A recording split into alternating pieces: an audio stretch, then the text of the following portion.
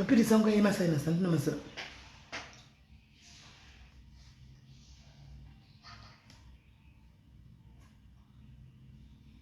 Usaidaira mbobira yakadaro. Usaidaira.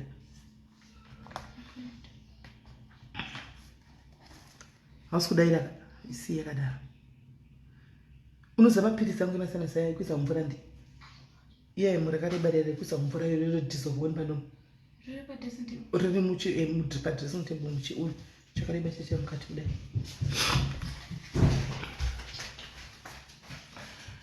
Hello guys, hi guys. Ish. Yeah guys. Yes, ndadzoka guys, ndadzoka. Right, there's been a new development here. Pane development iripo. Right, pane development iripo guys. Chingodedza wako, chingotega wako guys. Chingotega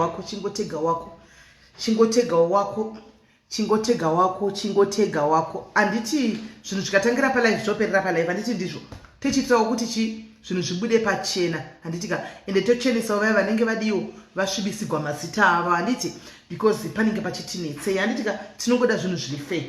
Right. Saka chingotegaiwo venyu guys. Ingotegai guys. Tegai. Because phone iri kunetsa, pane phone iri kuringa apa. Andiri kuignore, iri kuramba ichingofonwa. Handisi kuda kuti ndidaire phone iyi izvozvi. Ndoda kuzoidaira asingazivi ndichimufondera back. Ndichibvunza ndoda kubvunza makateerera. Saka ikazoramba anopesera zobuda offline. Saka ichidedza ichi andaswera business makore nhasi ndiri busy. Akusweledzwa nemadhiaries anokwanisa kuswedza busy zvokuti unoswera uri busy mwesingatoiti. Busy yekupinzwa busy kane zvinhu zvinana nebasa rese uchitukwa futi uchitukirwa futi zvinhu madhiaries nikisi.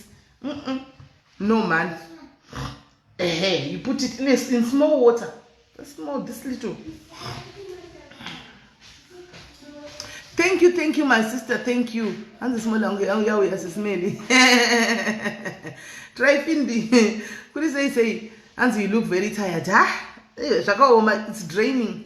It's draining, guys. It's so draining. Guys, don't go to skip 500. Tapa for 19. Chingoti. Anzi matigonera, don't worry. But aina kupera kajei. Aina kupera. It's draining sometimes. But anyway, kakoling kacho kana uya with the price. Kakoling kacho kana uya with the price. Andi chimwe chimwe anzi chine chorine kamubairo. Yeah. Sakati apa 450, 461. Ngatingofamba itisvike pa 500. Then you put it inside. Ehe. Ai, wanoti iroro maiwe harisiriro. Ayani swali anomuwari tuiwa emasena siwayo. Unza rimwe rachona pane rakaita round so akaita round kudai. Harisiro ere? Ndipe ere rosa. Aiwa. Harisiro irakanzi sign starts harisiro. Ayanomuwari tuiwa. Pane rimwe rakaita round so rinonyunguduka mumvura. Harisiro. Right guys, itaitishike pa 500. Itaitishike pa 500. Asatakwana, asatapepa 4. Tapa 4. Usira pilisi rangu mvura na mduze achabudi. Dori budisa sekungu. Usira pilisi rangu katimu. Pilisi. Shorora mbira mngirikiri. Mvura ndori budisa seki. Unaye waisa pilisi rangu mvura umarichadi kuda. Ndori budisa sekungu. Takwana. Right guys. Maskera sei pachipamwe nongoti pachipamwe guys. Maskati ndauya panapa handitika ne mkomana anonzi Trevor uyauya. No iwayo. Ndiwo chacho. Ndiro chacho. Nasa ndore kusa mvura. Ndonyungudikira mvura. Ndonyungudikira isso. Maskati ndauya ne mkomana anonzi Trevor. Anditika ndauya nemkomana anzi ndimumwe mvura yacho ndakamirira rimwe pirisi randaisa iri relo iro saka ndofa kudissolvera mvura kuti uzorimwa pirisi racho haritsengeki ndo zvarinobhuwa. Right, so guys nyaya iripo ndeyekuti ndauya nemkomana masikati watanga angachida 2000 angachirondedza zverufu rwamai vake. Saka inini manje pai patazoenda kuna mudhara kuya inini foni yanga iri pasi ndandisingaverengi macomments. Pana ndichinzi ibva ipalaive handina chandandichiona ndandidoriwo bhizi angu kudoteererawo mudhara achitaura chi nyaya yake uya kuinda ukuisa mubhotori kugirlfriend zvaanga achitaura paya zvemacomments kana ndandisingateereri handiti muri kuona. So zvaitika manje ndezvekudai mucomment section muya manga muine hama dzamai vekushayika, mukadzi wekushayika, mai vemukomana uya vanga vari mucomment section. Saka inini kusaverenga macomments ndololo chandaona hapana. Ndaona nguva zvachita kufona but ndachiti kuvanhu vari kundifonera pafoni aro zvari kuitisa live zviri kufamba sei, ndobva ndatongoignora. Manimaona izvo veduweka zvandinokudzai kuti chitsotsika chine way yekubuda. There is a way of coming out.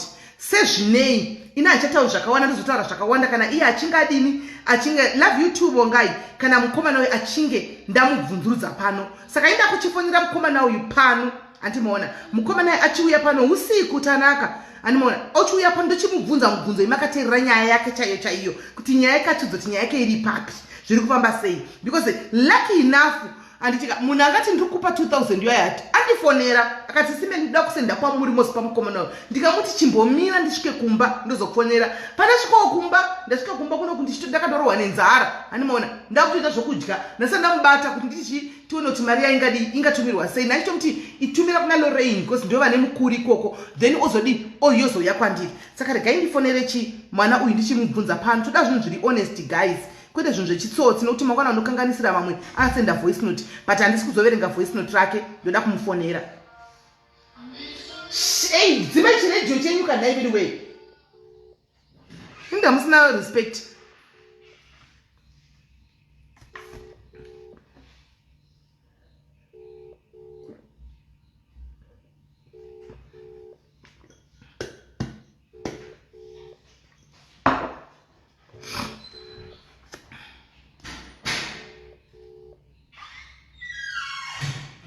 Hello? Hello, Maswera. Daswera wasona sei kuna itref? Daswera. Ndatoona mafoni ndandiri busy ngoita something, ndaona mafoni calls kwakawanda wanda nandichotira kuita something. Ko ndaona uchifona kwakanaka here? Kuna kunaka. Chief.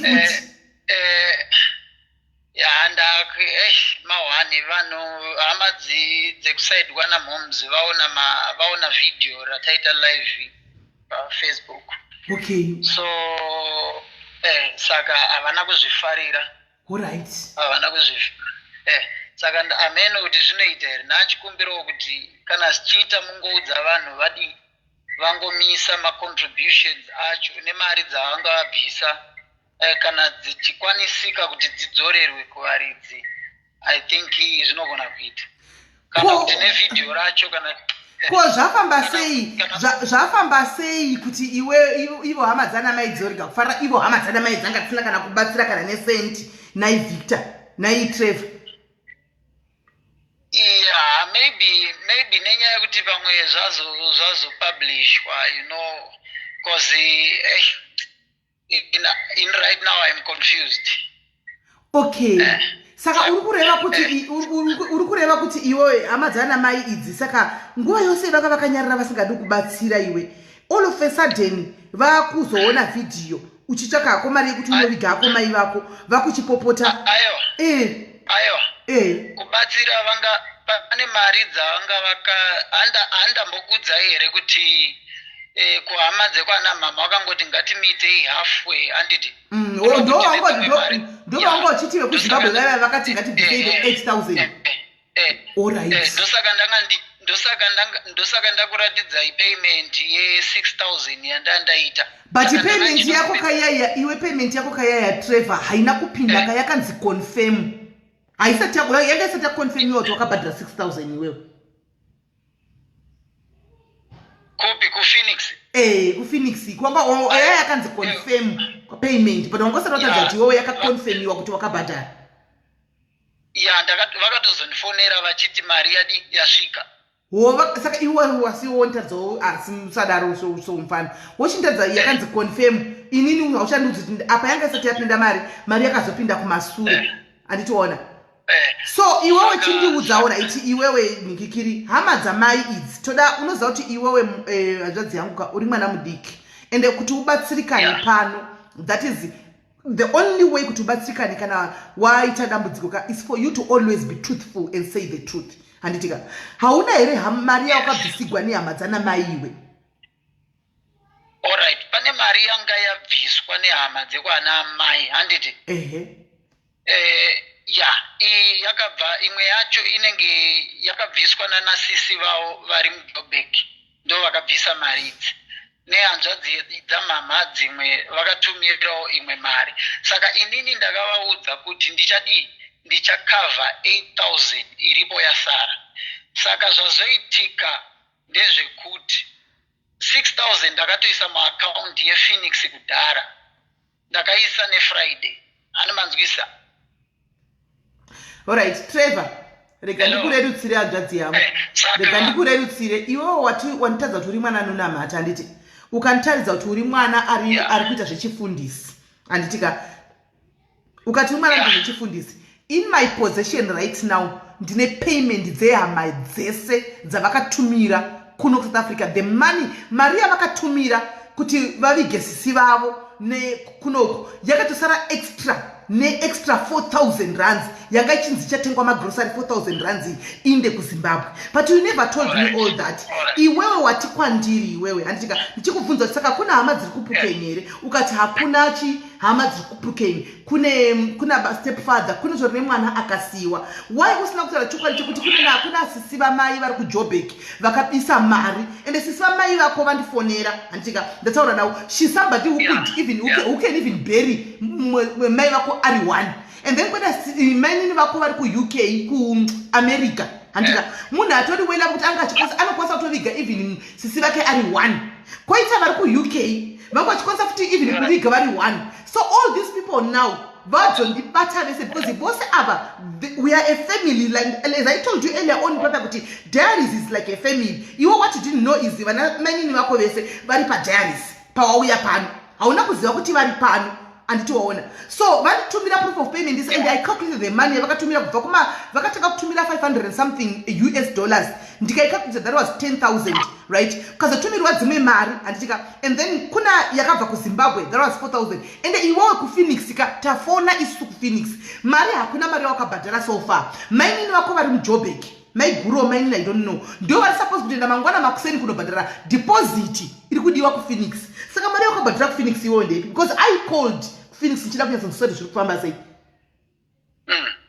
Saka kuPhoenix vati hakuna mari yakasvika. Kuna mari iriko. Vatonobhadhara mangwana maiguru vako ava vari kuJoburg ndio vatonobhadhara mangwana. So pamari yese vakontributa mari yese kunotori outstanding money itoripo yekuti pandatotaura nevanhu kuPhoenix inini ndatovabvunza. Saka gusa zvikanzi ndakanga ndatovaudza kuti nokuti mainini vako vari kuJoburg ndio vangu vanogara Jamestown ndio vangu vachimhanyira zvinhu zvese vachimhanyira zvinhu zvese nekufambira nekudididi. Even kuna sekuru vamwe variko kuJoburg. Kana uri kuziva chokwadi ndataura navo vanhu vese because tita kuita investigations dzedu handiona. Tataura nasekuru ava, sekuru vakatoti ndio vakauya kuno nevanhu vekuPhoenix vakatora board vakatoudzwa vanhu vekupanda kuti munogona ini kutenga grocery, handiti but muchitenga grocery musazotenga rakawanda sokuti kubhoda zvakachitaura zvezvo kuti hakubvumidzwi kuti kupinde zvinhu zvakawanda. So I'm starting to wonder kuti why wazonyepa iwewe nhai hanzvadzi yangu. Alright. Ipapo ndakanganisa handida hangu kunyepa, but chokwadi ndechekuti ndanga ndiri kutaura namanager wekuPhoenix, ndogona kuradza ima message andanga ndichitaura naye, ndikatomubvunza kuti mari yapinda here, akatonditi mari yadi yapinda. Ndo matauriro akaita. Mari haina kupinda, ende mari isina kupinda even though wanga uchitaura namanager wekuPhoenix hanzvadzi yangu handitika chero wanga uchitaura namanager wekuPhoenix handiti you knew very well kuti mari iri kutumirwa neva, ende vanga vari kutokutumira matickets iwewe endege kwete bhazi makachida kukanda bhazi endege kuti uflye kuenda kunoviga mai kumusha.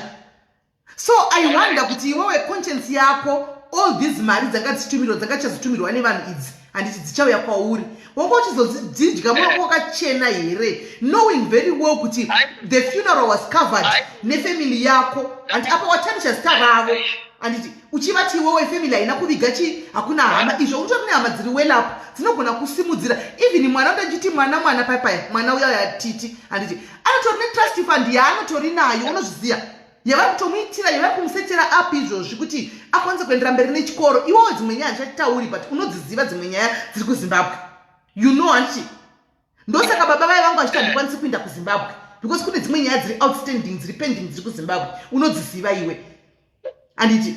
Saka ndikushamisika kuti wanga uchizodya mari mufundisi ndanga ndisiri kuda kudya mari wongochida kuindisepi mari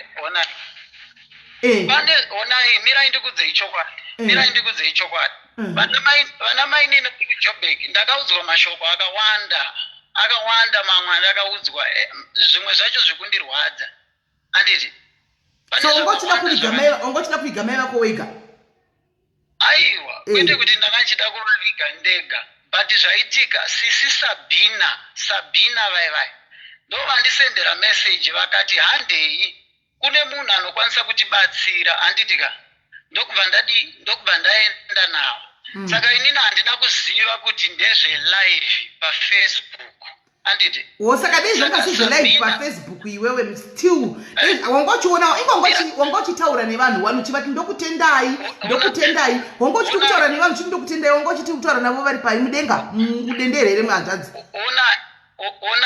onai my sister mirai nitauri zvazoitika ndezvekuti mwari ngaandiregerere ngakuregerere chokwadi aiwa ndinatori ne2 sides of the story zvandikuda kuti its draining and tiring ka ndanga ndichiinvest tachitoita investigation dzedu tichitaura neboth sides ka titori ne2 sides dzakatokwana ende here he is ari kubvuma wani ari kutaura wani mwana iwe uri kutaura wega kuti iwewe wakanganisa wakaita wangokanganisa nekuti wangachida kuzama kuti vana mai vakakukandira mashoko handiwana uri kutaura wega zvinhu zvakutongobvumawo hako saka iwo uchazodzokera nanamama unokumbira regerero naye hanzvadzi because waita flop wamakisa mirai nditaure nawo vana mama because waita flop ufunge zvako waita flop munin'ina isingatoiti hanzvadzi flop isingatoiti ufunge hey adonake akutenda kuna moms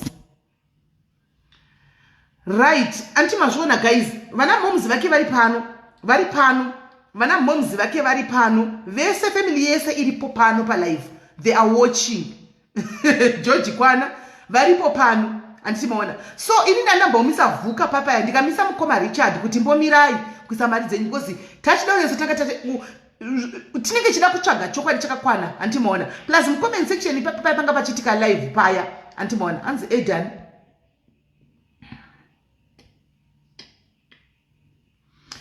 at least akumbira ainda kunokumbira regerero kuna namai anditika vana mai vachadzoka pano vachindiudza kuti ruregerero rwakumbirirwa anditika because anga atitanisha zita ravo ufuchi mari once was influenced with that woman aiwa Lizzie that woman ka ndogona kutomufonera futi mukanzwa that woman anga atori murima hapana changa ari kuziva anditi anga ari kutoza andisi kumupisa zvangu but I just wanted him kuti aone kuti chakaipa 1 2 nemiwo muri comment section kuti mudzidzewo zvakare kuti akuna chinoitika pasi pezuva kana chitsotsi singabudi pachina zvandakakuudzai kuti pane investigation team iri pano azvimboitwi zvokumhanya ndosaka ndandamisa vanhu vese vaya kuti orit mari muchaisa ndofunga mari yanga awana mwana uisofa its only about 600 rands yevanhu vari local vari musouth africa ma-e-wallet but dzekudiaspora idzi tanga tatomisa even madiaspora idzi angachiti mari vangu vachitoudzwa kunzi imbomirai handimaona imbomirai so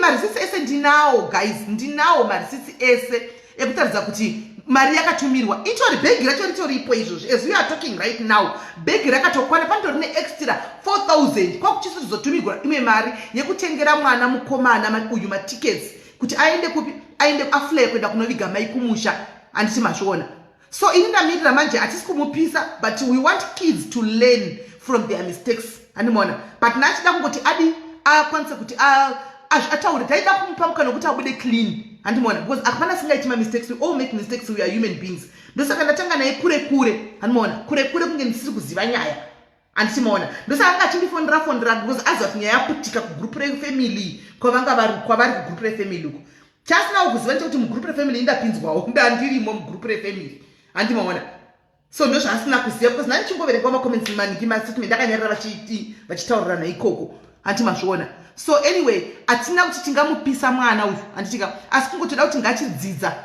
let this be a lesson handitika atodzidza handitika and we all make mistakes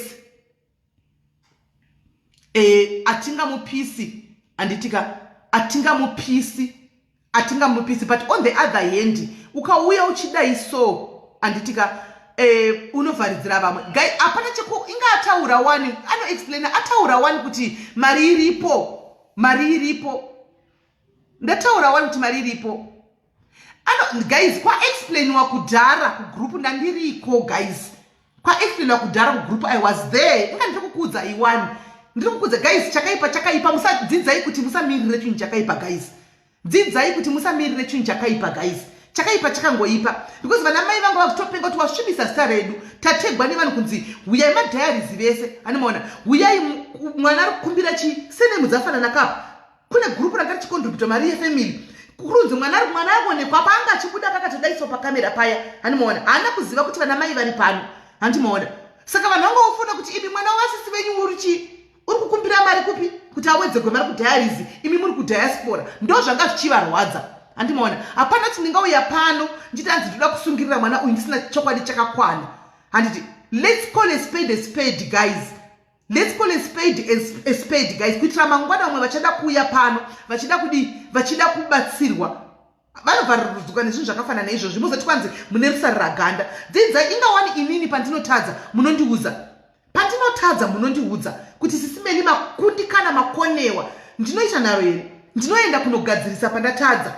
We are all human beings tinotadza anditi tinotadza vana mai varwadziwa tasvibisirwa zita ene ndo vatondikumbira kudzoka palive ndo vakumbira kuti dzokerai palive tasvibisigwa zita vanhu vazive kuti marika yanga iripo kudhara kune munhu akutonda mangwana makuseni kunobhadhara mari yese hakuna deposit yanga yakabhadharwa handimaona inini confirmation chaanotadza chachakangonzi confirm haana kuzokonfirma that means 6000 imwe yakatomboningirira yoiyi haana mari ndo yaanga achitira kukavhiridza ndofunga pakaona chokwadi chabuda uku kunana kunhingi kuti kuphoenix kufuneral palace hakuna mari yakabhadharwa anga akutsvaga mari kuti akavhire vana mhama 6000 iya yanga achiti ndakabhadhara payment iya ndo mari yanga akutsvaga andimaona saka I'm just trying kuti tionesane kuti panofamba sei regai ndiede mai vake vamwe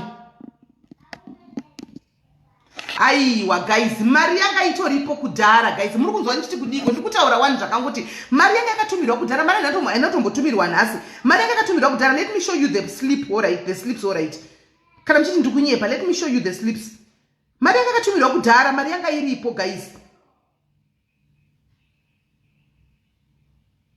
iripiko mirai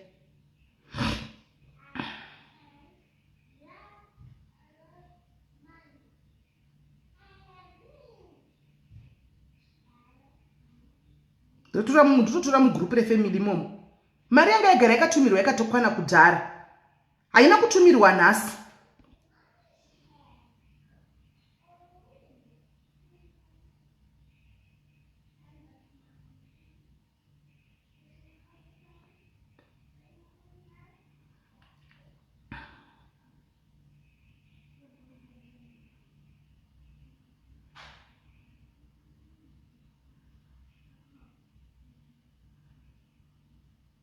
Right, mukona nedate, can you see nedate mari yakatumirwa kudhara? This is the amount mari yakatumirwa kudhara iyi mari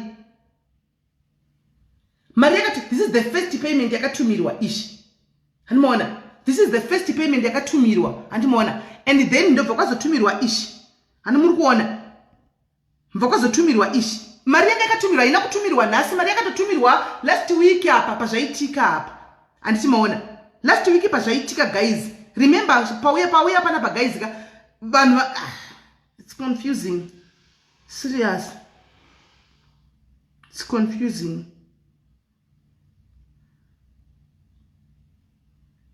Anyway, regai tinzo kuti ataura naningirikiri here nehama dzake dzachona vataurirana here because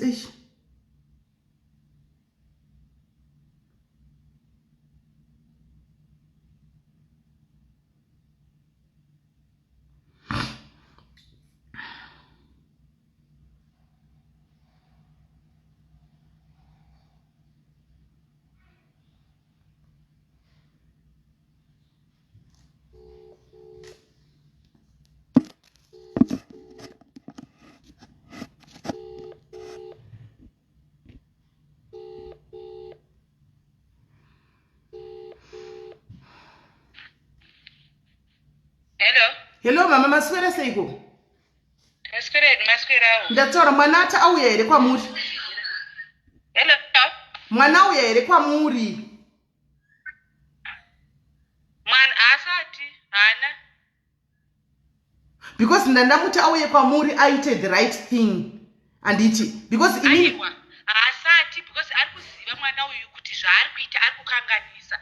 Aiwa abvuma hake. Abvuma. Ndina mai vake inini ndiri muno muJoburg. You know what happened? Trevor akatumirwa mari yakabva kuvana vasisi vari kuZimbabwe inokwana kuita 4,000 plus mari imwe yaakanga ainayo yaita ainayo akataura kuti ane 8,000 ndobva kugroup bhataisa kufamily group kuti vedenga tichicontributai kuti mari ikwane because Black Phoenix iri kuda mari inokwana kuita 15,900. So family was supposed to kuti vacontribute mari inokwana kuita 7,900 asi vakazokwanisa kubudisa mari inokwana kuisa 12,900 ndo mari iripo. So Trevor was supposed to pay deposit on Friday kuti ini ndizobhadhara balance because ndanzi ndibhadhare balance ye7,900 and then mari inenge yasara vanhu vari kuZimbabwe vakati vari kukumbira kuti patengwe magroceries change yoiswa pamukuru yoshandiswa kumusha. So that funeral is sorted. Apart kudiwa kana even senti remunhu as far as we are concerned because izvozvi zvika mari yakachipana unobhadhara kana ndakabhadhara Friday Trevor ndiye akandidelay achiti mama mirai mama ndakwenda kubenki mirai ndakwenda kubenki mirai ndikati Trevor izvozvi zvika mapala anovhara akati alright mangwani acho futi kwakasvika pakuvharwa half day ndikatofonera nepala ndikati ndikuya kuzobhadhara ati I didn't know kuti Trevor aisaire deposit aiti munhu akari kubenki munhu ari kumubhadhara benki. So I'm so disappointed nemwana wasisi wangu. I'm so disappointed nemwana wasisi wangu kuti anoya kulive kuya kuzotaura manyepo akadaro without even consulting isusu ana mai vake. Everything day in pairwara sisi vangu ini ndakaenda kuRustenburg ini. Ndakaenda ndikatomusira mwana mari yekuti aende kuhospital kunoona mai vake each and every day. I don't think kuti akaenda ana kuenda. Even parufu tepe kufa kwaita mai vake tinofonderana every day each and every day tofanirana tichiupdateana. Chita so. Izvozvi I can't believe this. Serious. Because I can't believe this and I'm so disappointed. Ndiri muno muJoburg. I'm here busy preparing kuti tibatsirane kuti funeral yasisi ifambe zvakanaka iende kuZimbabwe. But right now mwana osvika paextend yakadai so. I can't believe this and the whole family is so disappointed na Trevor. Hazvina kumufanira izvozvo munhu waMwari munhu wapastor audaro lead by example. Serious.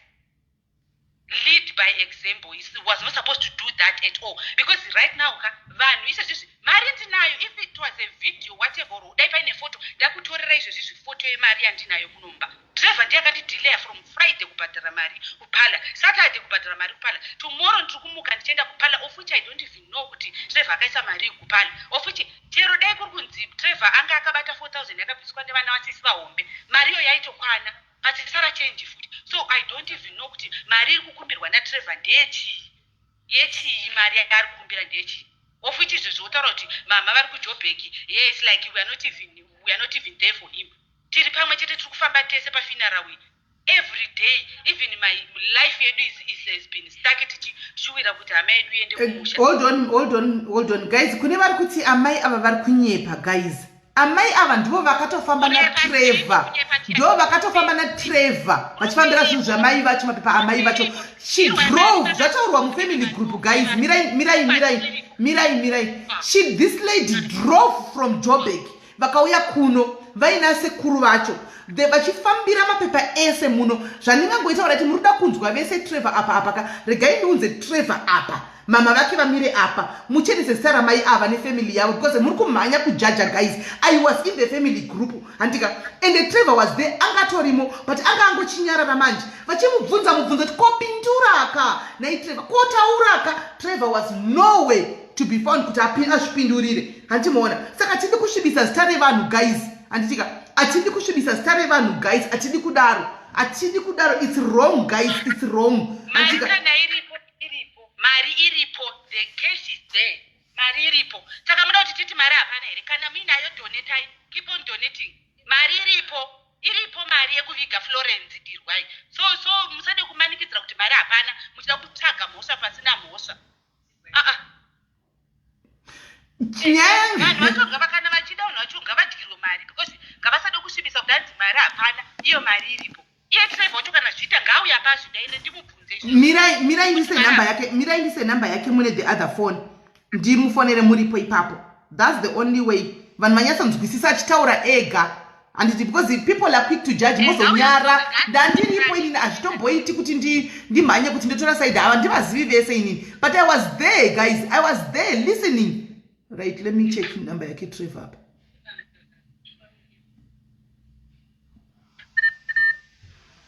I was there and he would speak guys. Ndiye arifona ka. Arifona kuno.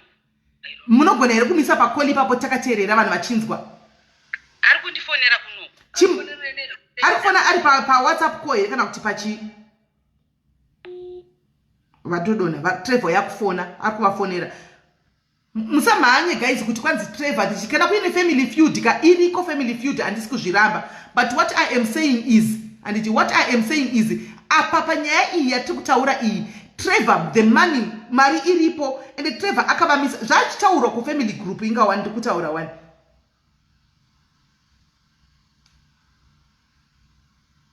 Vamubvunza tiripo isusu kuti kune mwanangu zvatanga zvafamba sei chichiri kuitika angasitadza kupindura manje.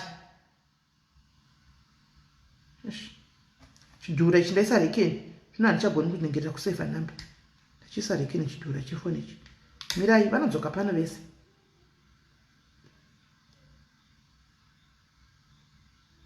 Chidhura chichadi kuseva. Naenda sunga nerekeni guys. Zvino chifoni chicho. Alright. Mirai ndivafonere vaningirire.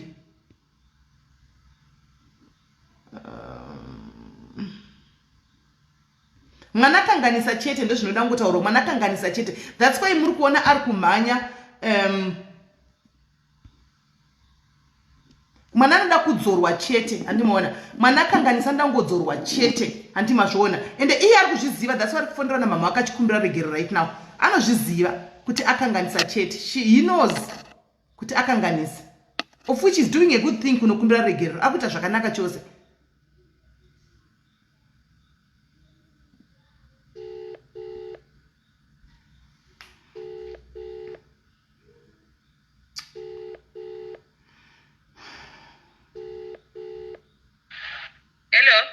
Hello, afona mataura naye.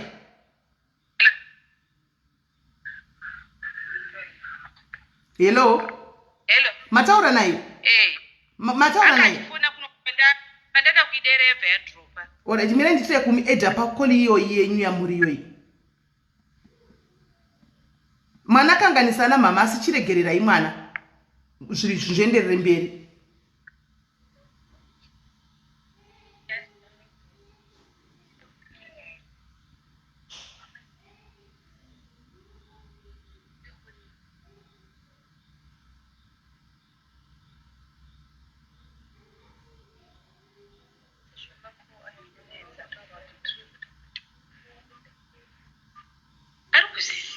Hello, Trevor, hello. I think network yake yangapinda. Trevor, hello. Yes, ndina mama wako panapa. Ndina mama wako panapa. Yeah. Saka vari panapa nanchida ngoti iwe uri kubvuma here kuti wakanganisa hanzvadzi yangu? Yeah, ndiri kubvuma ndakanganisa. Ndochekutanga. Pane chimwe futi? Hello. Pane chimwe here? Yeah.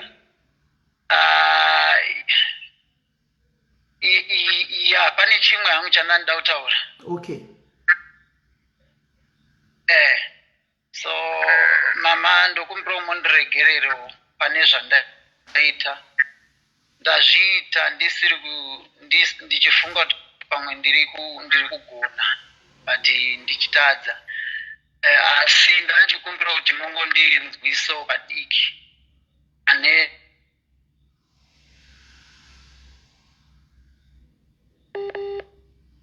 network, yeah. I think network yake iri kunetsa. Aiwa, ari kuita reconnect. Network yake iri kunetsa. Ari kuita reconnect.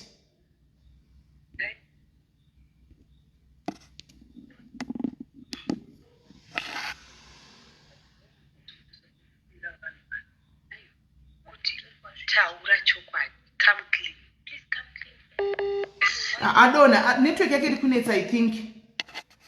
Okay. Mina nditry kumuedha futi. Akutofona I think.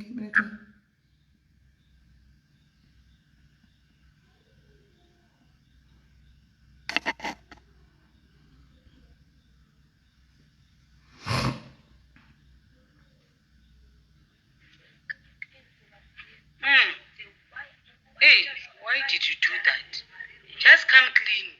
Because now I tarnish our image of family for nothing. But mwana akavana mama mwana akanganisa ndinde akukumbirirawo mwana ruregerero vedu wemwana wakanganisa ari kubvumake mozati vamwe vanotsika madziro kuramba chaiko imi chingoramba imuchindirira mberi kuviga zvese netiketi riya chitomutengerai zvamanga muchitoita amozi zvimwe izvi ndikudzwa kudedera nehasha ndikunzwa kudedera ndakunzwa kupererwa ngaataure chokwadi tida kuti ataure chokwadi nyika ichinzwa nechikonzero chaazviitira handisi kuramba kuti mwana akanganisa mwana anokanganisa mwana wese anokanganisa asi ngaataurire nyika zvaazviitira and chokwadi handiti because I was communicating na Trevor on daily basis every day per day tichicommunicate masikati manheru tichiupdatana tamira so family group ndo basa refamily group so we don't even know kuti dai zvanga zviri zvokuti whatever chamutasa kuti aise kufamily group kuti ndozvandafunga izvi chii because we are communicating pafamily group achiti update each and everything hapana chinhu asingati update everything ari kuti update neniwo tichiupdate family group tichibatsirana nemaideas so hatisi kuramba kuti mwana ngaakanganisika but he has to come clean audze vanhu chokwadi chiri on the ground kwete kuda I think vari kubvunza kuti mwana uyu ane makore mangani ane 30 years ane 30 years Trevor is 30 years old ane 30 years Trevor ane 30 ane 30 years pana mumubvunza papa ati ane 30 years so ane 30 years Trevor kune vari kubvunza kuti Trevor ane makore mangani ane 30 years so and ari kudonha manje achazivi pamwe network pamwe achina data handizivi manje tiri topaita sei ende manje tiri panhingirikiri kuti mumufoneri director zviti tiri pawhatsapp call tatichangoda asi ane 30 years ane 30 years saka yekuti saka mari yakanga atora kuchechi manje yanga achiti yakabva kuchechi yoitwa sei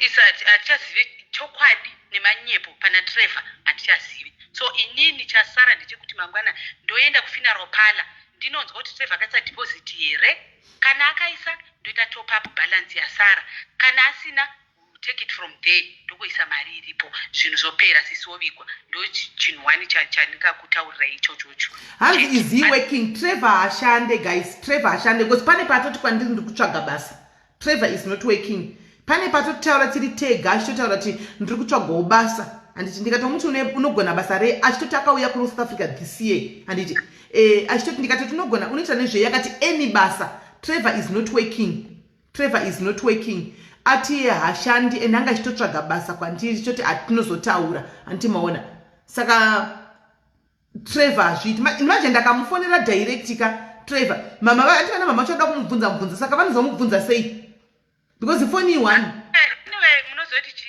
it's fine iye ndiye ari kuziva zvaazviitira izvizvi ndiye ari kuziva zvaazviitira but ndokukudzai kuti bottom line Florence zvinhu zvake zvese zvakarongeka zvekuti aende kunovigwa kuZimbabwe so handisi kuziva kuti what is he talking about so anyway thank you sis Mandy all right no it's okay thank you very much thank you my sister imi chingoitai tokumbira kuti mungoti ndiramberi nebasa rekuviga sisi venyu uyu mwana chimurega yakadaro chisiyai zvakadaro all right okay thank you all right thank you very much right so guys there is the story Trevor right now kuti nditaure naye tiri toga Trevor pasina mainini vake it can be another story zvinenge zvichida kuti Trevor hanzi tokumbira kunza Trevor side guys munonza Trevor side guys handichazivi serious makutostressa wenini wacho manje ndino makutostressa inini wacho ndatovewo stressed let me try and call Trevor but as far as it is right now I don't think kuti Trevor pane chimwe chinhu chichataurika apa I don't think so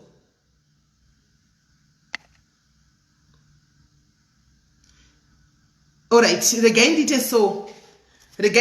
Let me call the lady wanga naye uya. Let me call the lady wanga naye. Handiti regai tenge nekufonera mukadzi wanga naye. Handitika mukadzi wanga naye regai tengere akuudzeini ishamwari yaFlorence. Let me call her. Handiti ishamwari yamai vake futi mukadzi waya. Saka regai ndifonere mukadzi ye. Ari online, that's good.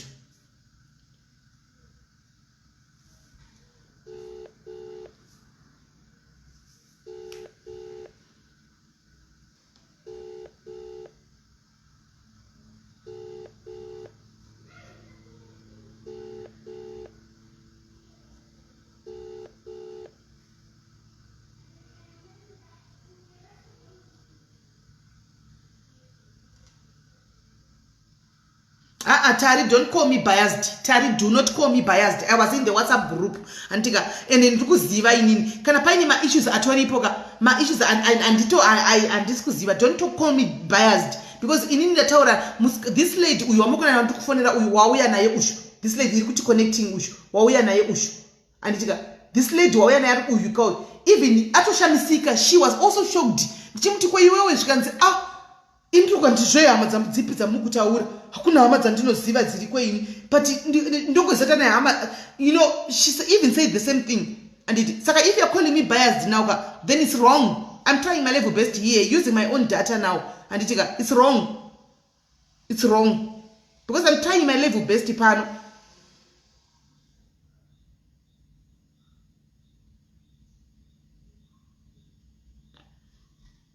Uyarutofonawo mukadzi waya but tingoti connecting ndofunga hana data.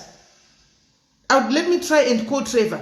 Munyatsonzwisisa wacho kwacho that is kana akapika. Let me try and call Trevor.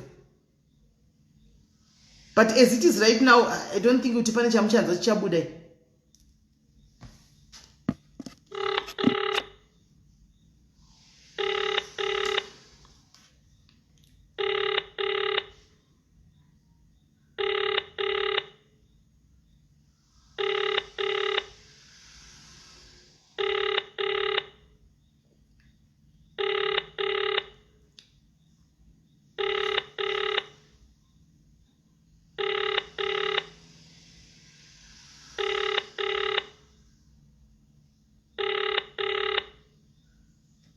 To voicemail. Please leave a Trevor achabati message after the tone. Trevor achabati my phone. As I told you, kuti anga answer right now.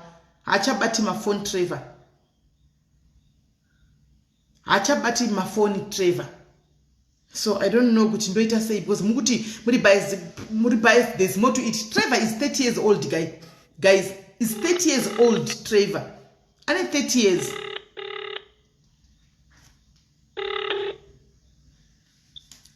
Hello. Asi phone yako yazoningira ndofunga yanga yapera data or something. Yeah, inenge yapera data.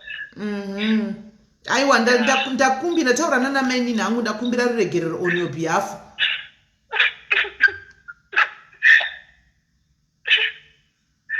Zvinoita ndikuone mangwana. Uda kundiona? Yeah, because zvavira zvonge ndoda kudira vanhu mari dzavo. Alright. Unayo mari transport yekuya kwandiri? Yeah, ndokwanisa kuya ndokona iko. Unokana wasvika ipapo wanga uri nonifonera. Alright, kwatikasangana mutauni zvinoita. Nguvai? Unongondipa time? Ndova maximum mutauni. Alright, unondipa time. But vana mama vakuregerera zvavo havasi hapasina kumbira regerera pasisina nyaya kana painewo zvimwe zvemufamily zviripowo handizivi wangu but ndandatokumbira regerera kuti manaka ari kuti akanganisa chingoita let go mungoikontinya mberi nemaplans amama akaita.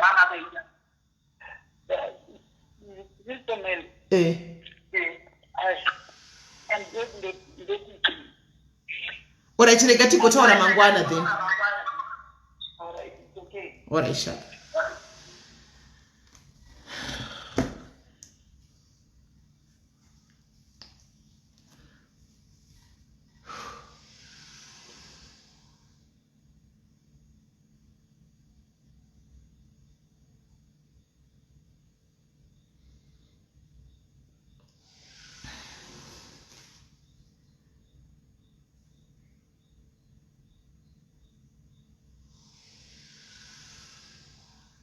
Okay guys, I will meet him tomorrow. Njataura naye mangwana. Ndosaka ndakurumidza kumudismissa.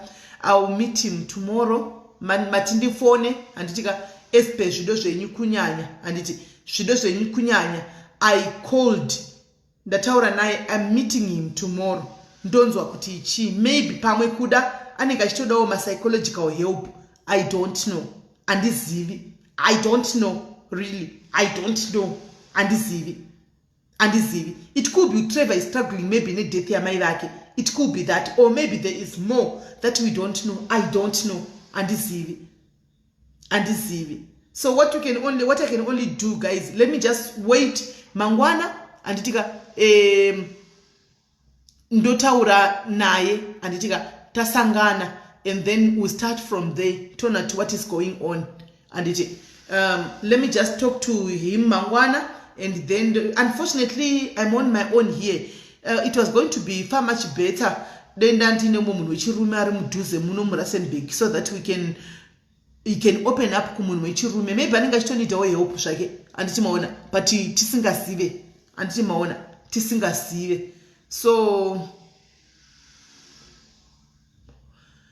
tichamira mangwana, because I was in the WhatsApp group inini panga achibvunzwa, everything seemed like plus my receipts and everything nemadata vakatumira zvese ndakabata. Saka I was really confused kuti hama dzakaunganidza mari iyi kudhara, what's going on, zviri kufamba sei, mari iripo, ende maconversation avakaita naye maiguru achiti saka ndakamirira iwo kuti uye tinde kunobhadhara ese ndapiwa ese namama vaya vangu vari pano.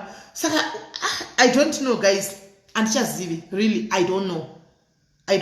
But anyway, let me just regain him right now. So muna kuchema and muna kuchema, let him regaya. But guys, I think if I give him 200 rands, 250, you wouldn't want that, and you wouldn't want that money to be returned back, and that chimrega yanayo. I think Mari all in all yanganayo yavakuwa and Madaris. I think that was 600 rands, and I had given him 300 rands in any personally, and so I think for now let's just leave him ainayo, and then tomorrow to aina after all ashnabasa tongotiwo iningirikiri ichema yedu yemadaris, and tongotiwo ichema though family iri kuita zvese, and tongotiwo ichema.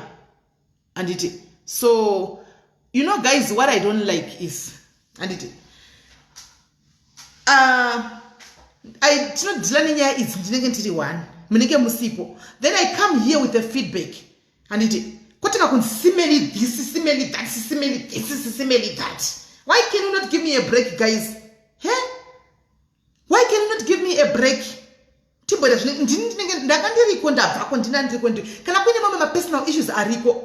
no way I could have known there were personal issues behind. But it was very clear. It was very clear kuti Marianga iripo. Kana kuine mama personal issues angariko. Antina kudzwa. There was no way I could have known kuti kuine personal issues emu family ariko. Anditi ini nyaya yemari yatenga tichaura isusu nyaya yedu yanga iri nyaya yemari. It was very clear.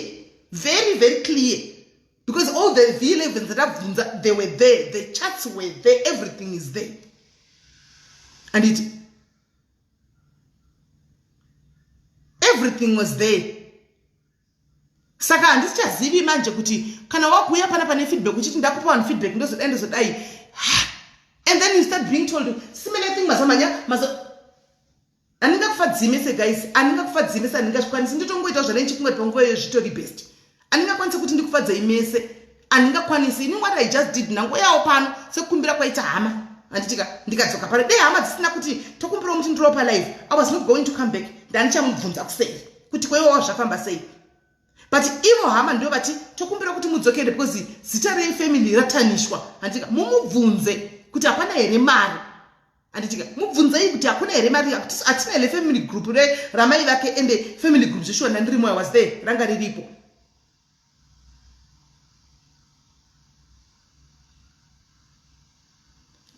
Tora mari yoyo, mari angopiwa mantika mangwana muzoziva kuti kune vanhu vakanga va contribute mari mamucha takajigirwa mari nasisimeli Guys, give me a break anyway. Just give me a break. What I'm just trying to do, I'm just trying to help. Inishdanguza mabatsira. Dai makwirisa mari dzese dzakachinzi kubuda vana vhika Zimbabwe vanga tatumira 2000 achona mozofind out after a month kana 2 weeks kuti kune hama maybe dzanga dzakwirisa mari and what not. Mamusikazozivi mafamily issues emufamily handiti manga muchikudzidza kuti kune mari yakabviswa iye abvisirwa mari pano manga muchatenga kunditanisha zvakare momhanya nezita rasisimeni kuti sisimeni vakaronga nemukomana uya vakadla mari. Ini mwana yandimuzivi mwana wepano padiaries andimuzivi. Saka give me a break vasikana vedu we ndipewo break mozati kungoremekedzera kwakangonaka so kungotisipenda kwakangonaka mangwana ndimi same people vanomhanya nezita rangu kuti sisimeni vanga vachidla mari vakadla mari dzavanhu vakazodai ndisina kana sendra ndabata asi manyatsoona kuti mari yanga ichienda kune mwana mamucharonga kuti vakaronga naye mukomana uya kuti vapiwe iyo 600 rands as usual same zvamunongotaura every time chero ndakaisa namba yemunhu apa kuti pai munhu straight munongoti zvevarongwa nasimeli maprofita kwaya pano kwai varonga nasimeli vari kudla mari dzavanhu nemaprofita vazodai. Come on guys, I'm just trying to help. I am only trying to help guys. Give me a break. I am only trying to help. It could be your relative, it could be you who would still do the same. Kana pakanganisika, I'll just come back and say guys pakanganisika apa. Our main aim is not kuputsa. Our aim is to help. Chete. Anyway guys, morara zvakanaka nditi morara zvakanaka munoita muchinzisa ndirambi kuti ndogona kuita flop ndogona kukanganisa handitika but mukazoramba mungoti nepamwe pandinenge nchiti tiri kumhanya nenyaya dzinenge dzemari straight izvi zvefamily tisingazivi isu ane maona kuti kune kundogona kune mafamily issues tikutomhanya nezvemari everything is legit guys. Mari iripo akusi kunyepa chero kabvudza maadmin tatirimo tese mari yacho yakatonganidzwa iripo patori neextra change tatoiweka pakasara change 4000 rands. Saka tatiri focus yedu yanga iri pamari zvemafamily issues. There was no way we could have known kuti kune zvimwe zviri deeper kana zviripo. There was no way I could have known.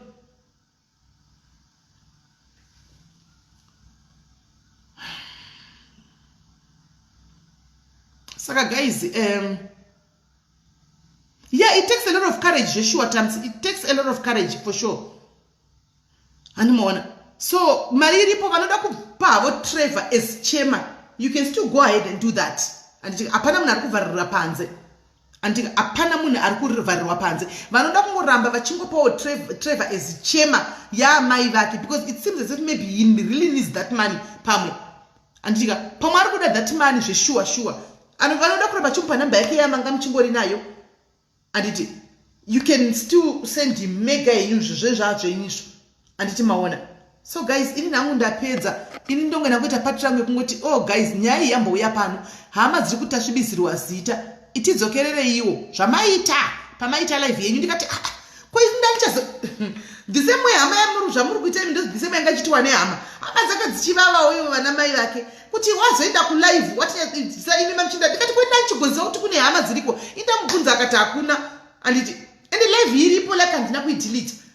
Anomaona iripo live. Saka inachizoziva sei kuti kune hama dziri kudiaspora indangototi hakuna ndakubvunza kuti kuna stepfather nemwana. There was no way I could have known again nokuti tachingomataura nezvaataura ndopati pasiwa mwana paya ndikati rega ndinde zvekupi kunoona mwana tinyatsove make sure anyway guys mofunga kuti ndichiziva zvinhu izvi ndingadriver 17 kilometers kuinda 17 kudzoka 34 kilometers to and fro just kungo kana ndimiwo guys kana ndimiwo kudriver 17 kudzoka ndichingofambira zvinhu zvandoziva kuti kana ndimiwo guys.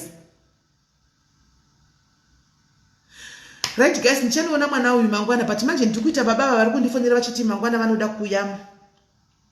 Okay, at least my diaries are coming through. There's somebody panapa. All right, let me not read it pano.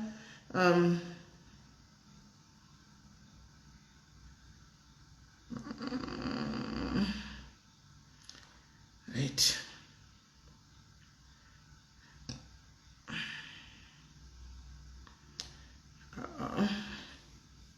Right, vari kundifonera ava mira tinzwi.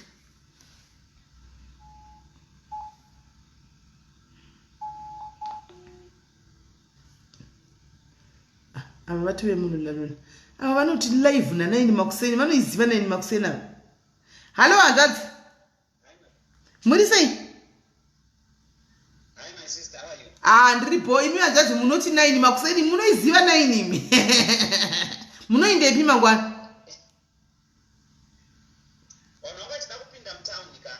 Saka ndazoti so everyone was just contemplating kuti todi ndikati ndikatinzwe because tinogona kutanga tisati tapinda mutauni handiti totanga taita izvozvo then wanozoenda chitime kana wapedza. Kutauni muri kuda kuenda nguvai? My first wife angachita some business madhira akada kuita imomo handisi zvadada kuita imomo. Okay. Zvekuti maybe munogona ku hazvi nokuti 9 kachinoitika ndechekuti iko zvinezvi vanhu vewe kune dzimwe nyika ka 9 kuseni vari behind the 2 hours dzinenge dziri kuma 7 kwavo vanenge vakatovata. Alright, saka imimi ndimunotoziva ka saka mondibatsira saka todi problem hamusi kuziva kuti munodzoka nguva ifuti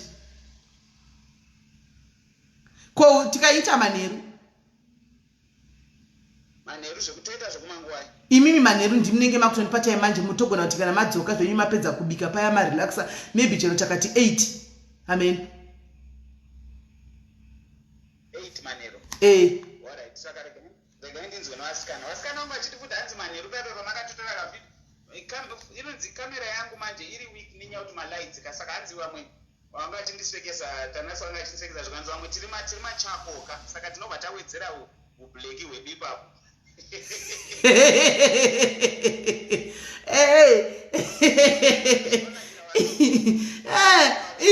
vanhu vanoda zvinhu kwaziko itai live yacho nhasi izvozvi tiri pano tigerende vanhu vanoda zvinhu.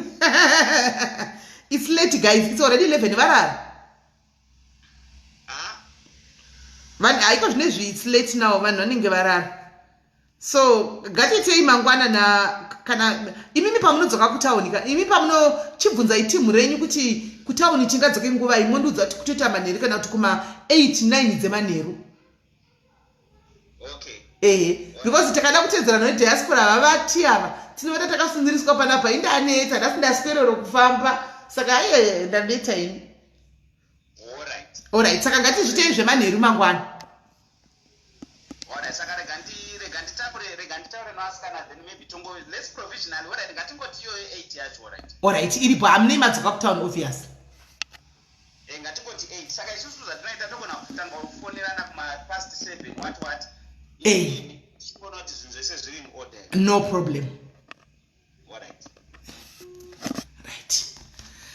Right guys, saka mauya mangwana mashuwa. Mauya mangwana ninguvai na 8 manheru. Mangwana mashuwa modi mukukurudzana na 8 mangwana nanheru. Aiwa iya yapera kudhara iya yatoningira yatopera iya.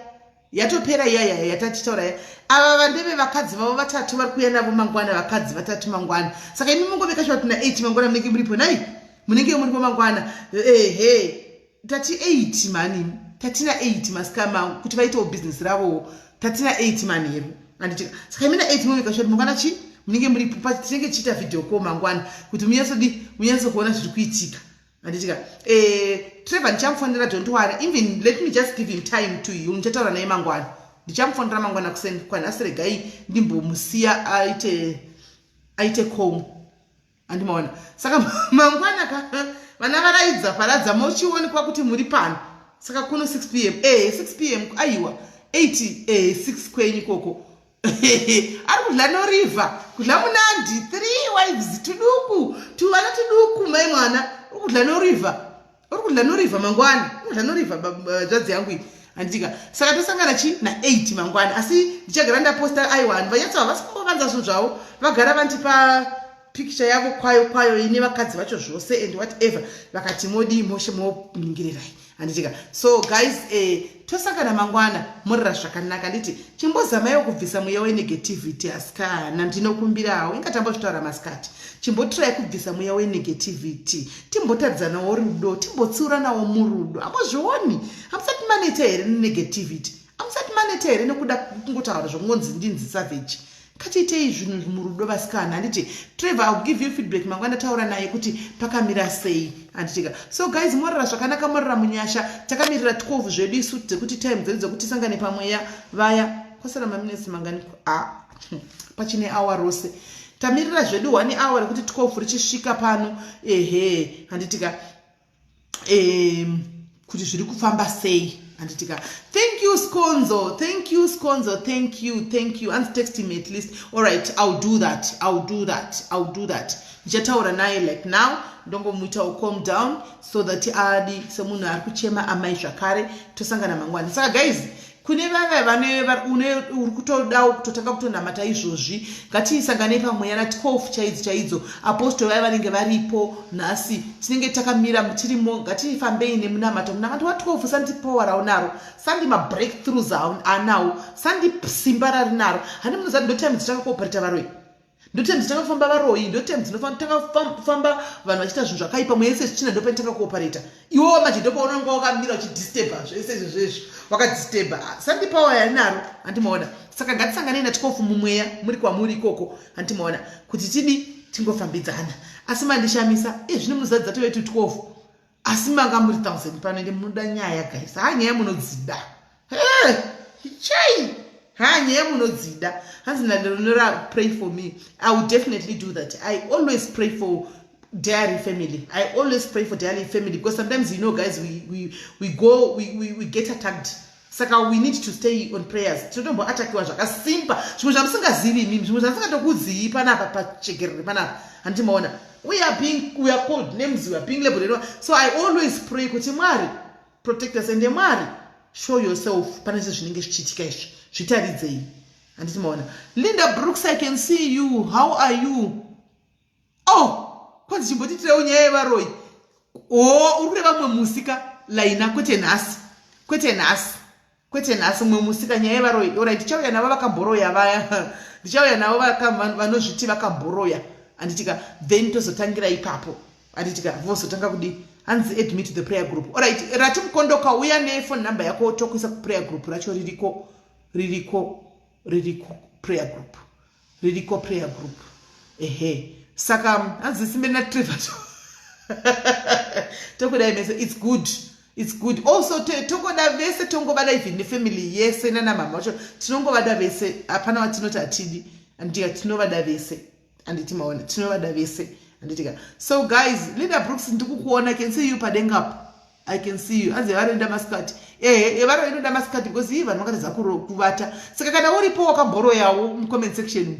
Handitika kana uripo kana turi kutoroya izvozvi. Handimaona. Uri kuda kuti umbobatsirana na vamwe nyaya dzekuroya idzi. Handitika kuroya kwakasiyana. Handitika handizi kuti yako type yako yehuroyi inenge yakamira sei. Unogona kundibata ku WhatsApp. Handitika chai wotaura kuti inangu ndiri muroyi. Ndinoda ndinongozomuka usiku ndava kupi ku Zimbabwe kana ndava ku Malawi. Handimaona kana kuti aiwa ndakamboroya. Handimaona kana kuti ameno andiziviwo. Kana ndombokwira chisero kana kumbogada bere ndosongo andizivi animazviona. Then vamwe wodiwodzisawo vamwe. It's a lesson to somebody else. Kuna munhu anenge achishaya kutozvita ndingotovhurira platform kuna vamwe vanhu vanonyara kutaura.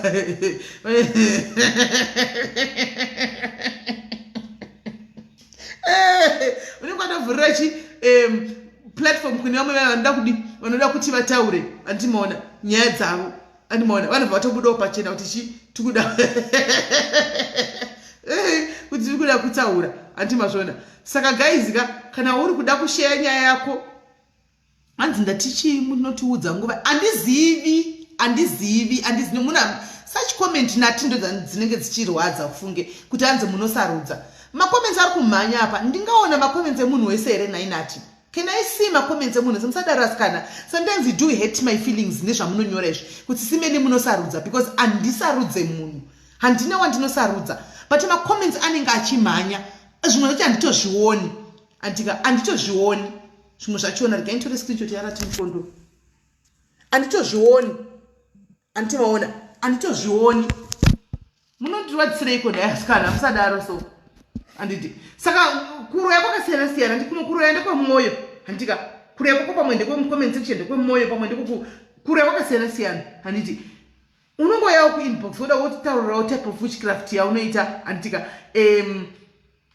anditika wosiya wotaura kukuro yako kwaunoita and then wodi wofamba wofamba nenyaya vanhu vonzwisisa kuti kura kwako kwakamira sei. Handiti kuroya guys, kuroya kwakasiyana siyana. Kune vanomuka, kune vanoroya maskati. Handiti zvinenge zvichingofamba zvichingodaro. Saka varoyi please mundibata kudaidza kuti varoyi Easter rebasa. Handitika Easter rebasa. Saka varoyi kana muripo mundibata kuvi WhatsApp togara toronga kuti sho vakumbira sho yevaroyi panapa kutiona kuti muye mudi mutaurire vanhu kuti kuroya kwenyuku muno zvinofamba sei zvinoita sei unotobatsira umwe munhu vese vari kuti ndoda kuedwa kuprayer group. Handitika kuprayer group handiti munoziva here kuti prayer group WhatsApp group ririko but munoziva here kuti na12 pano panoitwa prayer palife munozviziva here kana kuti hamuzvizivi panapa na12 izvozvi memanje Apostle IK vaya vanenge vatove pano palife panapa kunotonamatiwa ipo pano palive futi vanhu munogona kutonamata ipo pano pasina kumboenda WhatsApp group because WhatsApp group ndinomatyira chinhu one kune madouble standard people hangu and I don't participate much kuma prayer group kune madouble standard ukangoti utaure chete ukaona voice note rako ratobuda rakutenderera kuto saka I prefer ipo pana vachilida apostle yaka tichitofamba nebhora tiri kwatinzvimbo dzatinenge tiriko tichitonamata and iva tichilida in prayer andimaona so andizivi kuti nguvai but ndichakudzai mangwana because asandazati iye wachanosvika nguvai anomaona asandaziva kuti anosvika nguvai. So guys, this is what I'm gonna do and I think nichangoisa ri link vanoda kupinda vopinda handiti saka vanoda kungopinda nichangoisa link vanoda kupinda vopinda saka varoyi please mondibatawo WhatsApp kune vakumbira uchi live yevaroyi saka please uye akwa ubudako face yako unokubuda voice rako uchititaurira kuti zvinofamba sei panorewa sei handitika. So guys, I can see kuti yana busy inda kuti mbonogara zvangu zvima minutes nchimboverenga Bible rangu nchimboverenga zvangu Bible rangu nchimboverenga Bible nchimirira 12 dzikwani handika ndotombomirira Bible yangu hanzi prayer my band ayo haisi ya my band soko prayer haisi ya my band prayer ndiya Apostle IK prayer ndiya Apostle IK this my teachings vanawo madzidziso vanayo because I believe kunamata unozvinamatira wega for any problem that you have iwewe you are the best prophet of your own life. Iwewe ndiwe best prayer warrior woupenyu hwako. Kunamata unozvidi anzi apostle vanotuka apostle vano mateachings avo ari bo zvekuti dubo bolato anomaona mateachings avo ari bo anditika. So kunamata ndiwe kunamata mwoyo wako haungazodoti ka apostle ndinamatirei iwe unonamata wega iwe pachako izvo so you can bow munozati unosvika panguva yekumbochema kubuda musodzi kubuda madziwa kubuda chi uchinamata wega uchichemera mwari wako handiti maona. Saka it's up to you guys.